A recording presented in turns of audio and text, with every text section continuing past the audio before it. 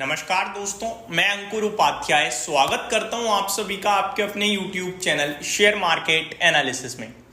दोस्तों, एक और बार एक डेटा आता हुआ दिख रहा है जो खराब दिख रहा है स्क्रीन पे। पहले मैं आपको थोड़ा सा मार्केट का अपडेट देना चाहूंगा। मार्केट इस समय आपके लिए डेज हाई पे पहुंचता हुआ दिख रहा है। ऐसे में एक खराब डेटा शेयर कर रहा हूं तो काफी सारे इन्वेस्टर्स ट्रेडर्स कहेंगे भाई आप नेगेटिव बात कर रहे हो, मार्केट ऊपर जा रहा है।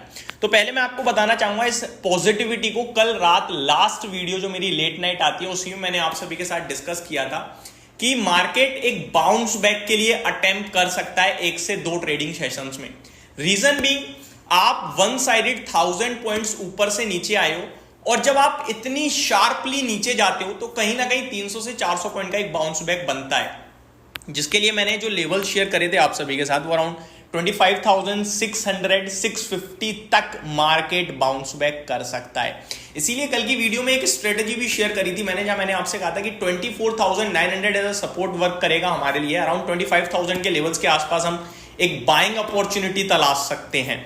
और अगर किसी ने, वैसे तो मौका मिला नहीं क्योंकि आज का लो भी मैं देख पा रहा हूं 25,094 का है, तो नीचे ज्यादा गए नहीं मार्केट्स, ऊपर की तरफ आते हुए दिख रहे हैं। अब यहां से क्या दोस्तों, यहां से 25,250 25,200 आपके लिए फॉर 1 to 2 ट्रेडिंग सेशन और मे बी इस वीकली एक्सपायरी तक जो आपको थर्सडे को देखने को मिलेगी, वहां तक अब आपके लिए 25,200 एज अ सपोर्ट वर्क कर सकता है और हम एक बाउंस बैक अटेम्प्ट कर सकते हैं 25,600 तक। अब वो जरूरी नहीं है आपको डायरेक्टली मिल जाए, मे भी हो सकता है 25,400 जाने का 25,250 आओ फिर 25,500 की तरफ जाओ, ये पॉसिबल है।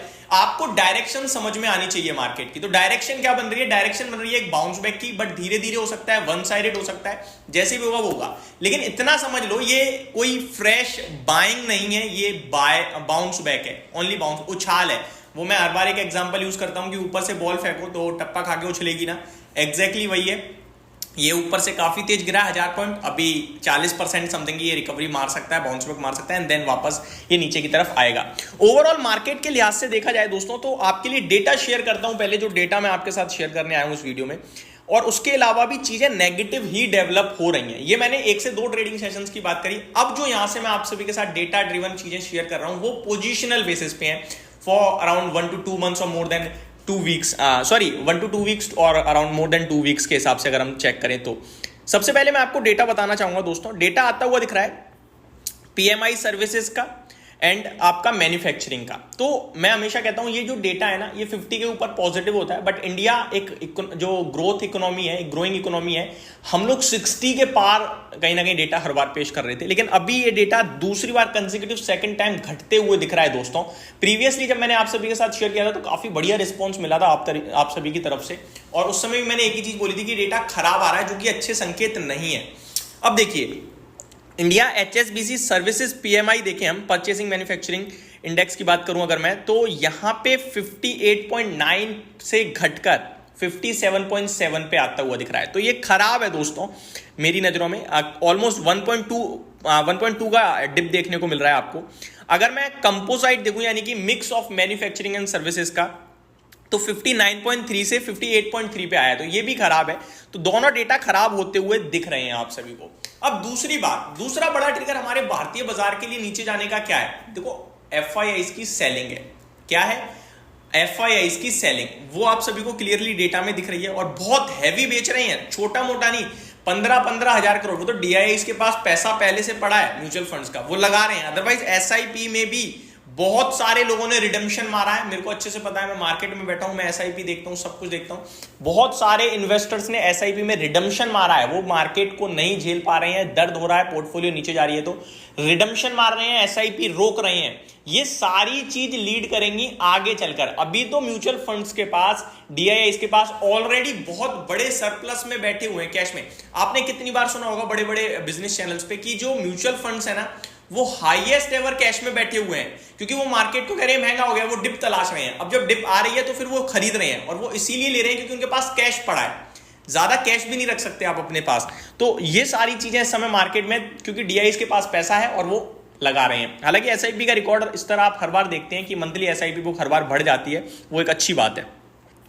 अब दूसरी बड़ी बात क्या है कि जो FIIs बेच रहे हैं ना, वो इसलिए नहीं बेच रहे कि भारतीय बाजार गिरेगा या गिरना चाहिए, वो एक स्ट्रेटेजी बना रहे हैं ट्रेडिंग पर्पस से। इन्वेस्टमेंट उनका भारत में ही रहेगा दोस्तों। अगर आप निवेशक हो लंबी अवधि के तो आप इतना समझ लो कि आपका पैसा भारत में बड़ा बनेगा, छोटा मोटा नहीं बनेगा, बड़ा बनेगा, हर गिरावट खरीदने वाली होगी, ये समझो।